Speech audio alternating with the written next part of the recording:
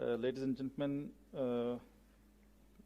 I would now like to invite former Air Chief of Staff, Air Chief Marshal Sohail Aman, who is guest of honor of today's event, to the podium, and I would just give his brief introduction. Air Chief Marshal Sohail Aman is a graduate of Pakistan Air Force War College and has a master's degree in strategic studies from Karachi University and another one from international relations from King's College London. He is also an alumnus of Royal College of Defense Studies, United Kingdom, and has attended National and International Security course at Harvard Kennedy School of USA. In recognition to his meritorious services, he has been decorated with Nishan-e-Imtiaz Military.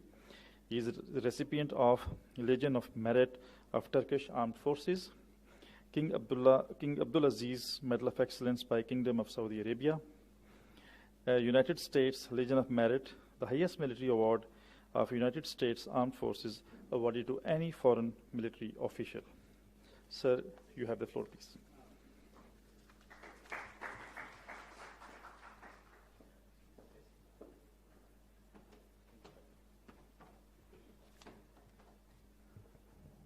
Bismillah ar-Rahman ar-Rahim. Very Honorable Ambassador Salman, Dr. Rifat, Ambassador Aizaz, Bhabi Saiba, the children present, and of course those who are online. Excellencies, ladies and gentlemen, Assalamu alaikum. I'm honestly very humbled. I'm not here as a guest of honor. I'm not here even as the former Air Chief. I'm here because of a friend, a brother, and a colleague. But so much has been said about the book. Allow me to sometime diverge from the book and say something about Ambassador Aizaz. And it ought to come natural because the journeys that we have been together and we're recollecting, it's got about 7 to 8 years of our lives together in various capacities. I was struggling today while I was coming here whether I should call it the best book that I have read in my life or one of the best books. And whatever I say, I'm nostalgic and I mean it absolutely from the core of my heart. I have never read a book, big or small, in almost one go, where I decided to sometimes, during those 2.5 days that I went through the book, I decided to have my meals on my study table. It was thrilling, it was simple, and the way the topics came out from his personal life, two very complicated issues, and from few places that he refrained from commenting because of the security and other reasons. It was absolutely a great journey and absolutely great experience that I went through.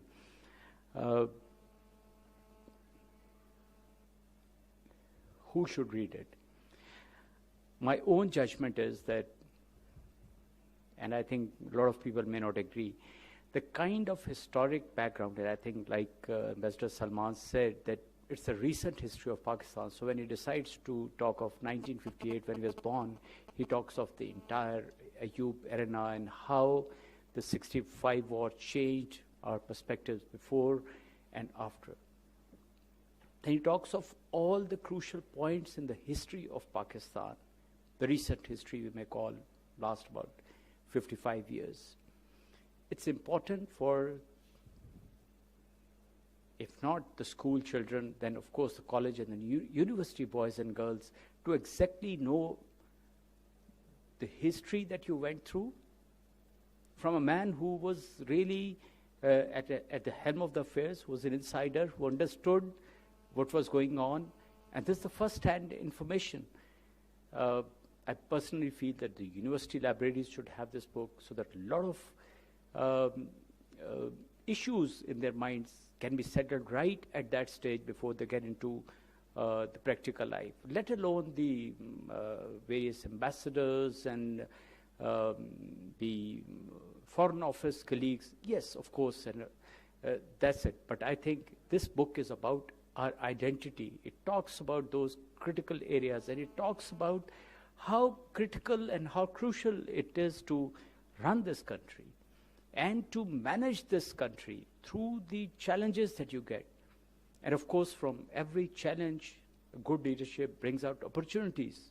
I've seen it with my own eyes through a few of the challenging environments that he talked about in the book, but honestly, this couldn't have been put the best. On the personal account,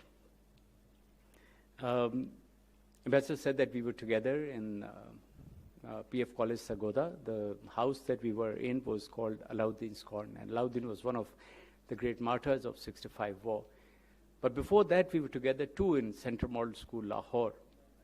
He joined up the college a little earlier. I came back, and never that we saw his hard work, his commitment, his nationhood, those we always wanted to replicate, emulate while we were cadets, we youngsters as young as 13, 14 years old. I can't help, I told him once, I don't know whether he remembers or not, 1977, 78, and he was, 1976, and he was, of course, going through his FS exam, and all those who have seen his book, he was usually the top guy, and of course, the BSc exam, he was the gold medalist from Punjab University, and so I remember we were going through our pre-FSC exams. And why I'm saying this, it's important for us to see his personality reflections. They were about to appear in the FSC exam, and I walked up to him one evening, and I said, I don't understand this mathematics chapter. Can I help you? And we had that kind of environment where we could. And he said, I've done the entire preparation, and this is the only chapter I left. I thought it was not right to go through this challenge, this chapter. And I said, fine, if you've not done it, it's okay. I came back. I remember 10:30 that night, he calls me back. A man who is appearing in his own FSC exam, who has left a chapter on choice, he does it in those 2 hours, makes me sit there, and explains the entire chapter to me in the most amicable manner. Thank you very much, sir. Yes, of course, in the book I found out that his mathematics actually came from his mother, and I think our salute to your mother who really brought you up. I may not be chronologically correct, but I saw his statesmanship, Uri. A lot of people might have missed it. In my personal opinion, we were closer to war in Uri than any other event, even Pulwama. It was coming. It was there. And I think the way I saw him composed, bringing up analysis almost every day out to the National Security Committee meetings and bringing out what should be the foreign policy responses, a lot of people may not know. But I think a war was averted because of correct diplomatic as well as military deterrent maneuvers. So I think that was a great job that I saw with my own eyes.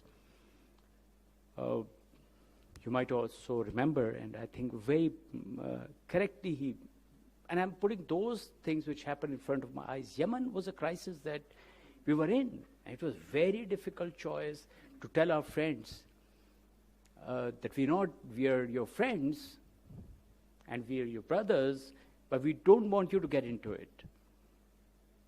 All those who remember, the emotions were high, and but I learned during that period.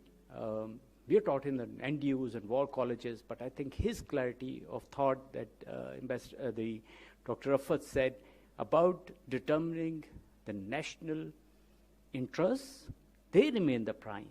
And eventually, even when we decided not to participate into the Yemen through the military, we decided to diplomatically support, and I am witness to that, sir, your services to Pakistan, and of course, by putting them down in black and white, are absolutely recognized, and we fully thank you for having done such a great job.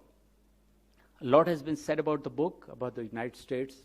I remember even when he went there after the Foreign Secretary's job, we were remotely in touch, And the best thing he brought about in that is done a lot, going out to the Pentagon, State Department, and whatever. But I think bring the diaspora together, our citizens, the Pakistani citizens there, they're still very fond of him there. And he discovered the potential and the patriotism in those people and their contributions. And I see a lot of that come in even today when we do some philanthropic activities or something. That diaspora is very, very active. Your contribution to the United Nations and the way you put it, I think I learned a lot even in those 2-3 days that I went through the book.